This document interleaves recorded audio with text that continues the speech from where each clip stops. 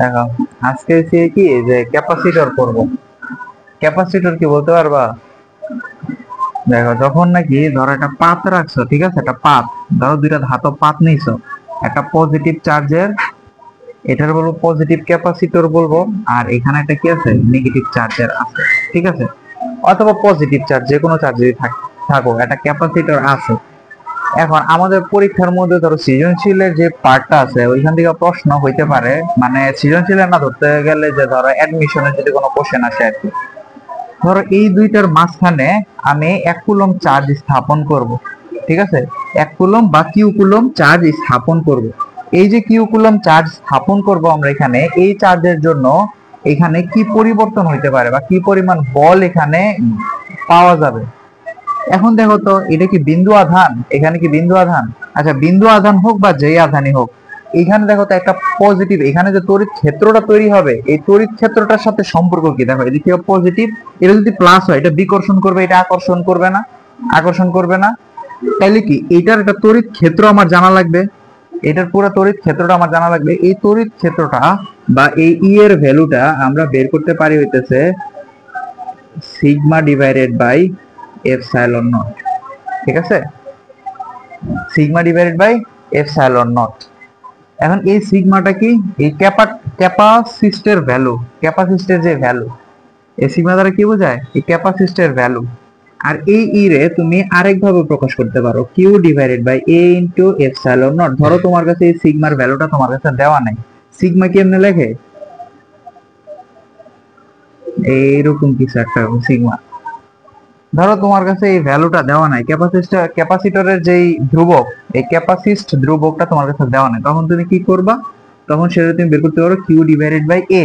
এখন কিউটা কি, যে পরিমাণ চার্জ এখানে আছে, ঠিক আছে, যে পরিমাণ চার্জ এখানে আছে, এ হইতেছে সম্পূর্ণ ডায়ামিটারটা, সম্পূর্ণ কি ডায়ামিটারটা কি আমার এ ইন্টু এপসাইলন, এপসাইলনটা কি ভেদন যোগ্যতা, এপসাইলনটা কি ভেদন যোগ্যতা, এটা হচ্ছে সূত্র। এখন আমার তো তে কি বোঝায়, এটা তড়িৎ ক্ষেত্রটা বুঝাইতেছে না, ইলেকট্রিক ফিল্ড বা তড়িৎ ক্ষেত্র। এখন তড়িৎ ক্ষেত্রের সাথে বলের সম্পর্ক কি ছিল বলতে পারবা? এটা আধানের তড়িৎ ক্ষেত্রের সাথে বলের কি সম্পর্ক ছিল? বলের সম্পর্কটা ছিল কিউ ইন্টু ই, ছিল না, এফ সমান সমান কিউ পরিমাণ চার্জের। আচ্ছা, আমরা তো পড়ছিলাম ধরো 1 কুলম্ব যদি চার্জ হয় তখন এফ সমান সমান কি ই, হয় না? এটা পড়ছিলাম না, তড়িৎ ক্ষেত্র কাকে বলে? অসীম থেকে কোন একটা বস্তুকে একটা নির্দিষ্ট ক্ষেত্রের মধ্যে আনতে যে পরিমাণ বল কাজ করে সেটা হইতে ওই আধানের জন্য কি তড়িৎ বা তড়িৎ ক্ষেত্র পড়ছিলাম না?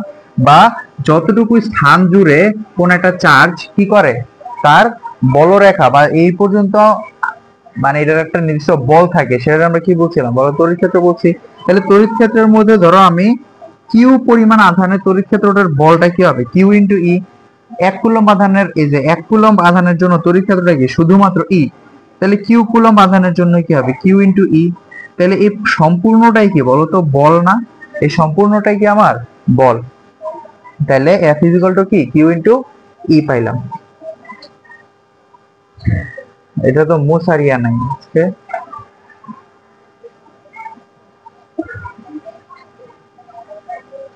এটা তো এই যে উপরে থাকতে ছিঁড়া নিতাম যে, এডি না?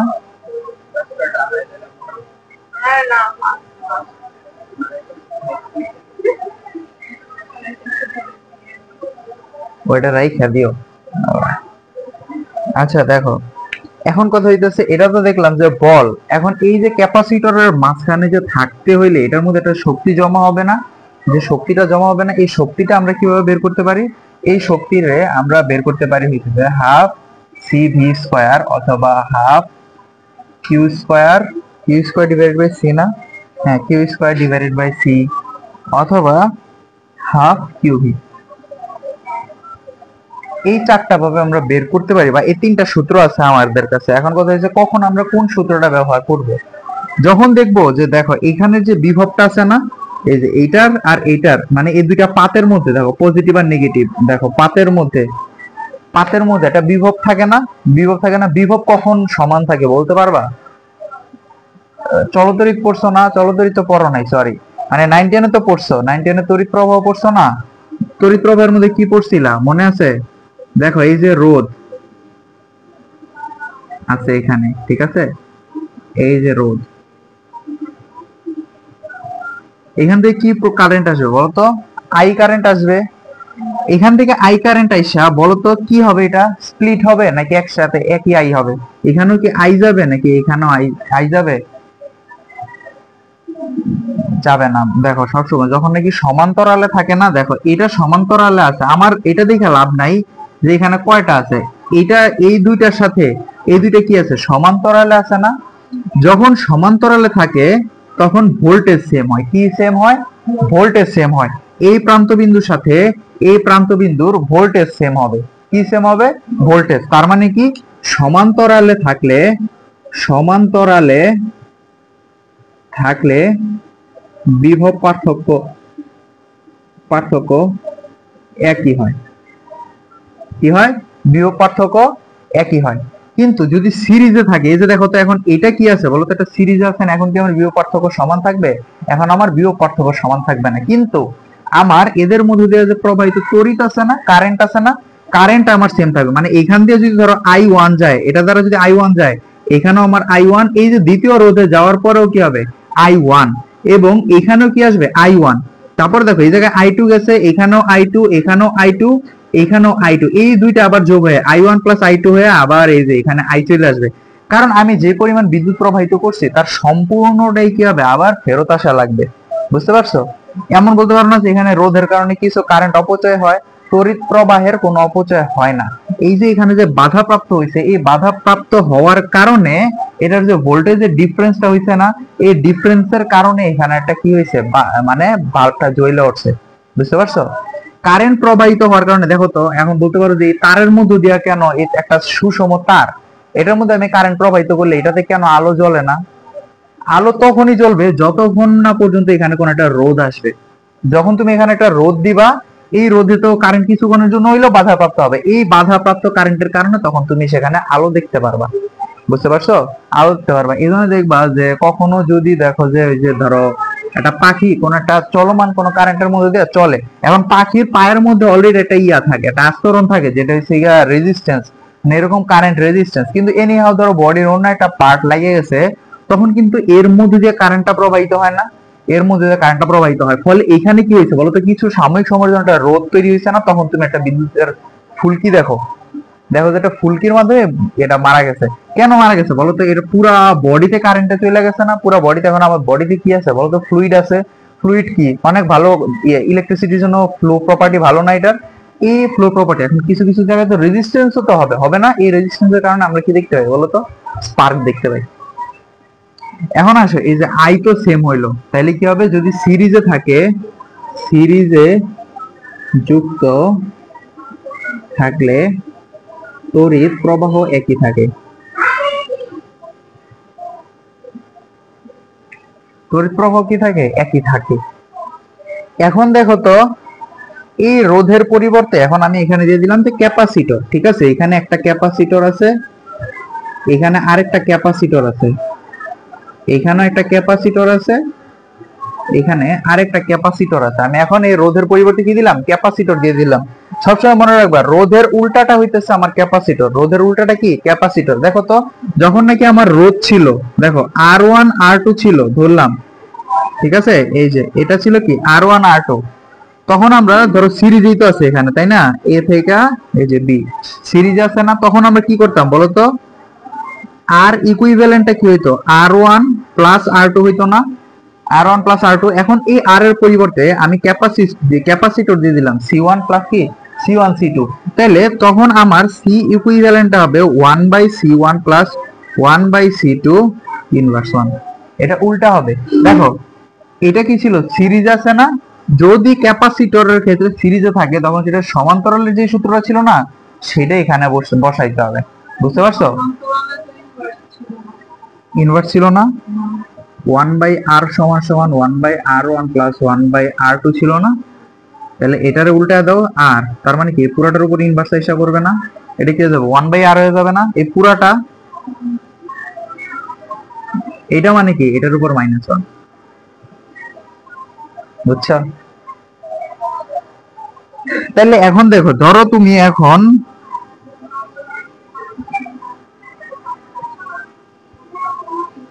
এটা ধরলাম R1 আর R2, তখন কি হইতো বলতো, 1/R1 plus 1/R2 inverse 1 is equal to R equivalent, আর C ইকুইভ্যালেন্টটা কি হবে, C1 প্লাস কি C2। বুঝতে পারছো? তোমরা দেখবা যে এটা দিয়ে তোমাদের অনেক ম্যাথ আসে। বুঝতে পারছো? হ্যাঁ, উল্টা উল্টা, জাস্ট উল্টা, আর কিছুই না, শুধু একটু উল্টায় দিবা। গরম।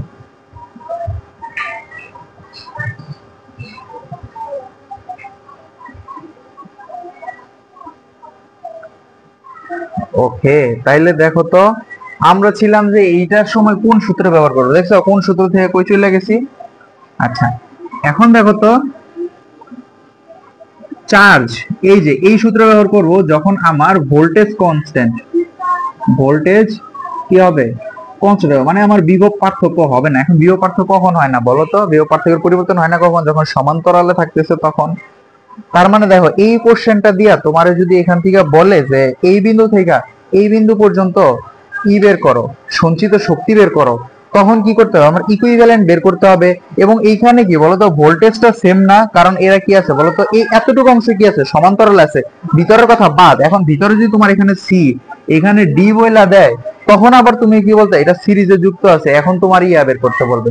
সি আর ডি এর জন্য যদি বলে সঞ্চিত শক্তি, তখন কিন্তু এখানে কি ভোল্টেজ সেম আছে, ভোল্টেজ কিন্তু এখানে সেম নাই, সিরিজে আছে, সিরিজে ভোল্টেজ সেম হয়, সেম হয় না। কি সেম হয় বলতো, তড়িৎ প্রবাহ বা চার্জটা কি কনস্ট্যান্ট না, তখন আমি এই সূত্র ব্যবহার করব। তখন আমার কি কিউ এর মানটা কি কনস্ট্যান্ট, কিউ এর মানটা কনস্ট্যান্ট। এটা কখন করব, যখন কিউ আমার কনস্ট্যান্ট হবে। বুঝতে পারছো? কিউ যখন কি হবে, কনস্ট্যান্ট হবে, তখন আমরা কি ওই সূত্রটা ব্যবহার করব। ঠিক আছে?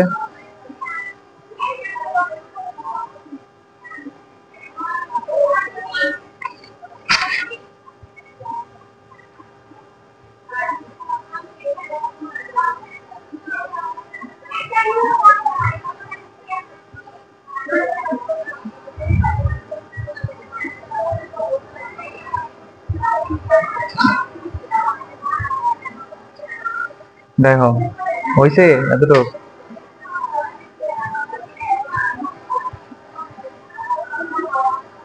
একটা সিম্পল একটা ম্যাথ দিই, ঠিক আছে?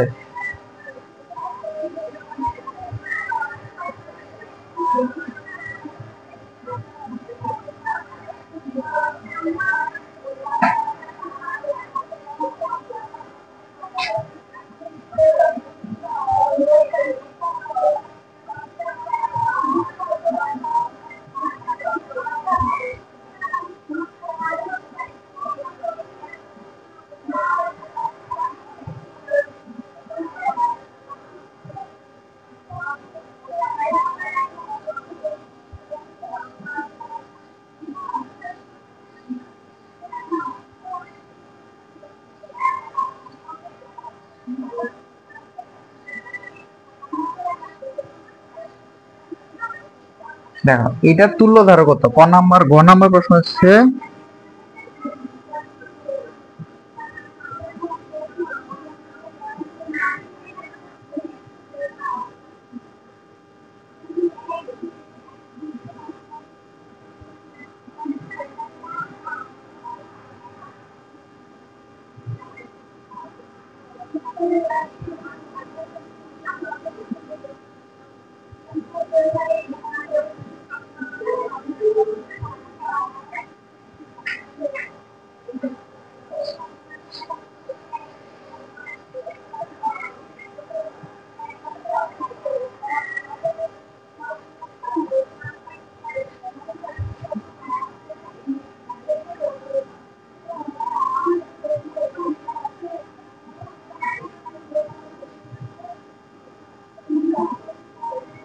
এটা পারবা না?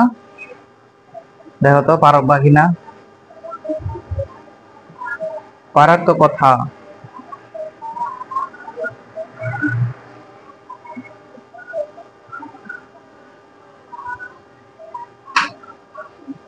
পারবা? তুল্য ধারকত্ব বের করতে পারবা না? দেখো, সিম্পলি এটা আর এটা কি আছে বলতো, সমান্তরালে আছে, এটার আগে কি করতে হবে, মিনিমাইজ করতে হবে। এই দুটো করলে কি হয়, 3 মাইক্রো ফ্যারাড হইতেছে না, এই দুইটা দেখো এই দুইটা এখন কি আছে, এইটা এইটা আর এইটা, এই তিনটা কি আছে বলো তো? এই তিনটা কি আছে? কিছু আছে? তিনটা কিছু নাই। কিন্তু দেখো এইটা আর এইটা একটা তারের মধ্যে না। দেখো আমি এটারে ছোট করি। দেখো প্রথমে এই দুইটারে করবো, এই দুইটা কি আছে? সমান্তরাল আছে। দেখো এই তারের এই বিন্দুতে এই বিন্দু এখানেই শেষ, আবার এই বিন্দু থেকে আবার এই বিন্দু পর্যন্ত। দেখো এই বিন্দু থেকে এই বিন্দু পর্যন্ত আসতে কয়টা গেছে? একটা গেছে, আর এদিক থেকে আরেকটা গেছে। তার মানে এটা কি আছে? সমান্তরালে আছে না? যদি আমার একটা বিন্দু থেকে আরেকটা বিন্দুর মাঝখানে এই যে এরকম থাকে, তখন আমরা সেটা কি বলি? সিরিজ বলি না? এরা কি আছে বলতো? সমান্তরালে আছে। কিন্তু দেখো এই বিন্দু থেকে এই বিন্দু পর্যন্ত আসতে, দেখো এদিক বরাবর গেলে একটা তুমি ক্যাপাসিটর পাইতেছো, এখানে আরেকটা ক্যাপাসিটর পাইতেছো না? আরেকটা ক্যাপাসিটর কিন্তু পাইতেছো। তো এটা কি হবে? সমান্তরালে আছে। তাহলে সমান্তরালে থাকলে এইটার জন্য সি ইকুইভ্যালেন্টটা কি হবে? 2 মাইক্রোফ্যারাড প্লাস 1 মাইক্রোফ্যারাড সমান সমান কি? 3 মাইক্রোফ্যারাড। 3 মাইক্রোফ্যারাড পাইলাম। তাহলে এখন চিত্রটা কি রকম হয়ে গেছে?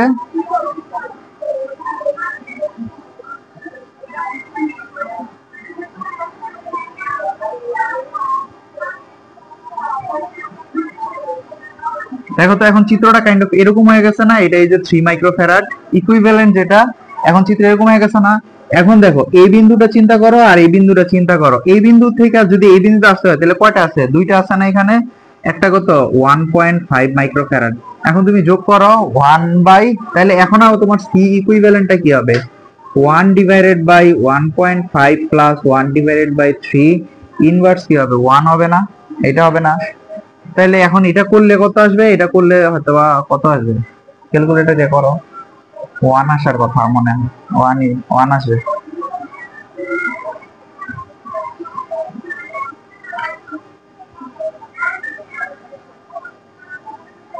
এই যে গোড়ায় গলদ। ক্যালকুলেটর যে করলে আগে 1 লেখা তারপর ওটার মধ্যে ক্লিক করবা, তাহলে তোমার দুইটা ক্লিক বাইচা গেছে। বুঝতে পারছো? মানে 1 সেকেন্ড সময় বাইচা গেছে।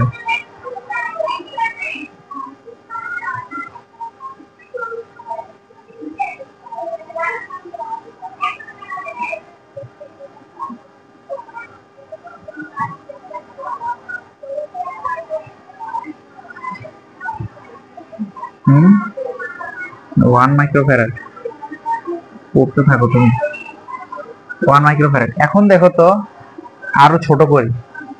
এখন কি হয়ে গেছে বলো তো?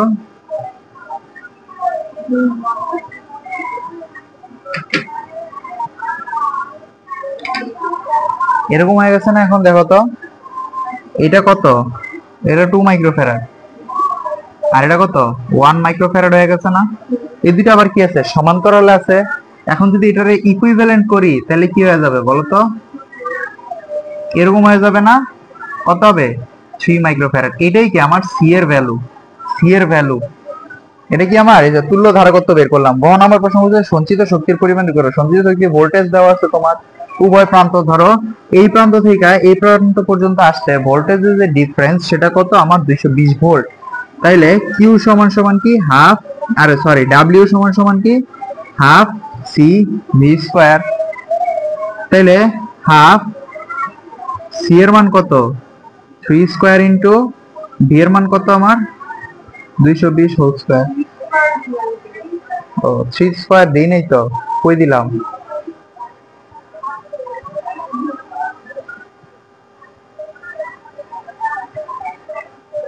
আচ্ছা বলো, এখানে হাফ আছে আর এখানে স্কয়ার আছে, মানে কি একটা 220 একটা কাটা চলে যাবো না? কাটা যায় না একটা 220? দুইটা 220 আছে, দুই দিয়ে একটা কাইটা দিলাম।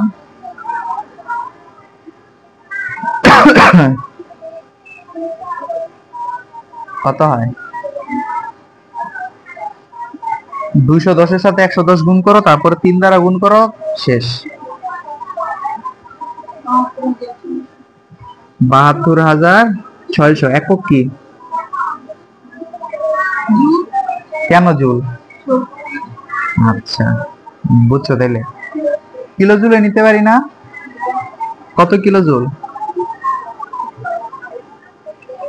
আল্লাহ, 72.6। 3 বার আগে দশমিক দিয়ে দিলেই চলে। বুঝছো এটাতে কিরকম কোশ্চেন আসে? মানে তোমাদের এই পার্ট থেকে কোশ্চেন আসবে কখন জানো? যখন টিচাররা বেশি মায়া দয়া করে তোমাদের মানে পাস করাইতে চাইবো আর কি, তখন তোমাদের এই পার্ট থেকে কোশ্চেন করবো।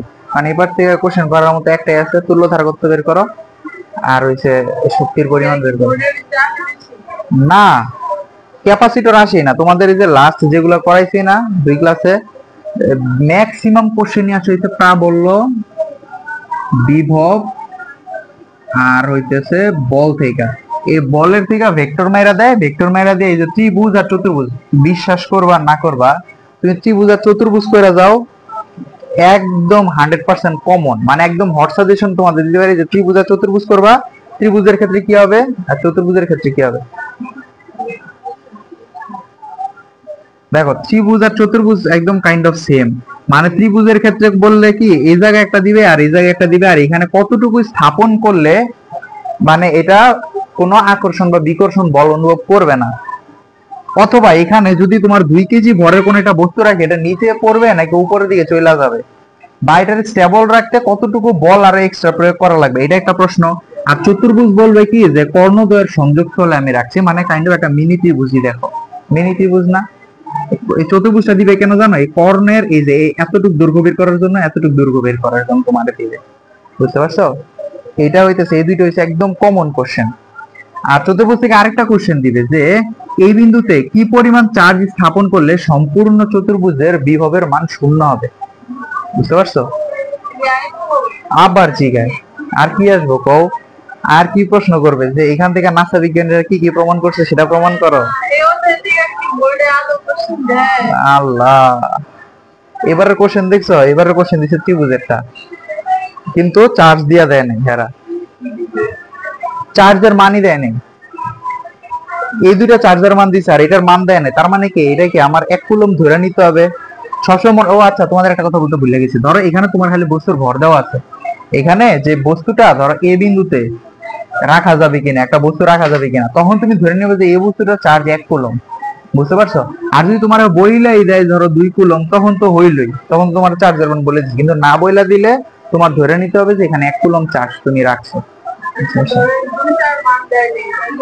2-4 মান দিব না, কেন তুমি অঙ্ক করবা কেমনে?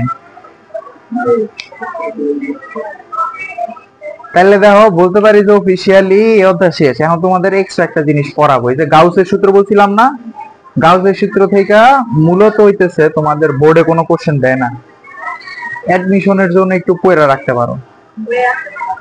বইয়ে আছে একদম লাস্টের পেজে একটা লাইন বা 2টা লাইন, কয়েকটা জিনিস, কয়েকটা সূত্র ফেলে দাও। গাউসের সূত্র থেকে তোমার, গাউসের সূত্রটা মূলত হচ্ছে ফ্লাক্স নিয়ে। ফ্লাক্সটা কি জানো, ধরো তুমি একটা এই যে তড়িৎ মানে ফিল্ড, ঠিক আছে, এটা কি তোমার তড়িৎ ফিল্ড, এই যে একটু আগে পড়লাম না যেরকম, এই যে এরকম তড়িৎ, আমরা সবসময় কি করতাম বলতো, বিন্দু আধান বের করতাম না। এই বিন্দুর জন্য ধরো এই বিন্দুটা, ধরো এই বিন্দুর চার্জ হয়েছে আমার 5 কুলম্ব, তাহলে এইটার মান কি ছিল বলতো, F = Q1 Q2 divided by কি ছিল, R স্কয়ার। এই বিন্দুর জন্য কোনো বল আছে, এই বিন্দুর জন্য কোনো বল নাই, এই বিন্দু অসীম থেকে সেখানে পড়ছে। এটার পরে যদি আরেকটা বিন্দু আনতে চাই, বিন্দু আধান আনতে চাই, এখন এদের মধ্যে কি আছে, একটা বল আছে, বলটা কি Q1 Q2 ডিভাইডেড বাই কি R স্কয়ার, ঠিক আছে? এখন বিন্দু আধান না দিয়া আমি ধরো দিলাম কি, কোনটা দেওয়া যায়, কি দেওয়া যায় দেখি, আমার ফোন হেনে গেল কেমন? হ্যাঁ, ও আচ্ছা তুমি নিছো, আচ্ছা আমি তো মনে করছি আমি রেখেছি। দেখো এটা কি বিন্দু, এটা বিন্দু, বিন্দু না, না? এখন ধরো আমি এই জিনিসটা এখানে স্থাপন করছি, ঠিক আছে, আমার এখান দিয়ে দেখো তো এখন পাস হইতেছে, বলো তো তড়িৎ প্রবাহ, এটা ধরো একটা পজিটিভ চার্জ, তাহলে এখন কি হবে, বড়সড় একটা বাধা প্রাপ্ত হবে না, অনেক বড়সড় বাধা প্রাপ্ত হবে না কারেন্টটা। এইভাবে রাখি, এখন কিরকম বাধা প্রাপ্ত হবে বলতো, এই এতটুকুর পরিমাণ। তার মানে কি দেখো তো, তলটা মানে তলের ক্ষেত্রফলের উপর ডিপেন্ড করতেছে না, যে যে বাধা প্রদানটা বা এখানে ইলেকট্রিকের যে বলটা, এই বলটা কিসের উপর নির্ভর করতেছে, এটার যে তল, তলের দিকে। এখন তলের সাথে যদি, তলের সাথে যদি আমার এটা 0 ডিগ্রি কোণে থাকে, 0 ডিগ্রি কোণ কি দেখো, এটার সাথে এই যে ই এদিকে যাইতেছে, আমার এটাও এদিকে যাইতেছে, তার মানে কি 0 ডিগ্রি কোণে যাইতেছে। 0 ডিগ্রি কোণে যেতেছে মানে কি, এখানে আমার বিন্দু আধানের মতোই সেটা অনেকখানি কি করবে, কাজ করবে। কিন্তু আমি যদি এটার সাথে ধরো 90 ডিগ্রি কোণ দিয়ে ফেলি, তখন কি হবে, সম্পূর্ণ বাধাপ্রাপ্ত হবে না। এইটাই হচ্ছে গাউসের সূত্র বলা হয়। এখানে আমার যেই পরিমাণ যে কিউ কিউ মানে চার্জের যে পরিমাণটা সেটা নির্ভর করে আমার যে ইলেকট্রিক ফিল্ড আছে সেটার সাথে আমার যে তল আছে তলের মানে তলটা কোন ডিরেকশনে আছে, এই তলটা কোন ডিরেকশন আছে সেটা ডট গুণফল। সেটা কি গুণফল? ডট গুণফল। বুঝতে পারছো? সেটার কি ডট গুণফল। এখন কেন ডট গুণফল করছি বলতো? কেন ডট গুণফল করছি? দেখো আমার তল এইদিকে, আমি বস্তুটাও এইভাবেই রাখছি, যেভাবেই রাখি বস্তুটার সাথে কি কানেক্টেড অবস্থায় আছে না? কানেক্টেড অবস্থায় আছে না? এই জন্য এটা কি করছি? ডট গুণফল করছি, কারণ ওই বস্তুর সাথে তড়িৎ ক্ষেত্রের মধ্যবর্তী কোণটা কত হয়? সব সময় 0 ডিগ্রি হয়। বুঝতে পারছো? 0 ডিগ্রি হয়। এই জন্য আমরা কি এখানে একটা ডট গুণফল করি। এখন এর ভ্যালু তোমার কাছে দেওয়া নাই, ধরো বললো যে এর মানটা পরিবর্তনশীল, বা ধরো এই যে তলটা, এই তলটা কখনো ধরো ঘুরতেছে, এই যে এরকম ঘুরতেছে, এই তলটা এরকম কেমনে দেখায় ফোনটা কই, এই ফোনটা এরকম ঘুরতেছে, দেখো তো তলের মানটা পরিবর্তন হইতেছে না? আগে তল ছিল এতটুকু, এখন কইমা গেছে, আবার কমতেছে কমতেছে, তলের মানটা কমে গেছে না? এখন এই তলের মানের পরিবর্তন যেহেতু হয় সেই জন্য আমরা করি কি ডিফারেন্সিয়েশন করে দিই। এটা কি বোঝায়? যে ডিএস না তো, হ্যাঁ ডিএস মানে কতটুকু পরিমাণ, কতটুকু পরিমাণ কি হইছে, ক্ষুদ্রাতি ক্ষুদ্র পরিবর্তন হয়েছে এই এর। বুঝতে পারছো? এটা ডট গুণফল করে দিই, বের করতে পারি। তাহলে দেখো তো বলটা কি হবে,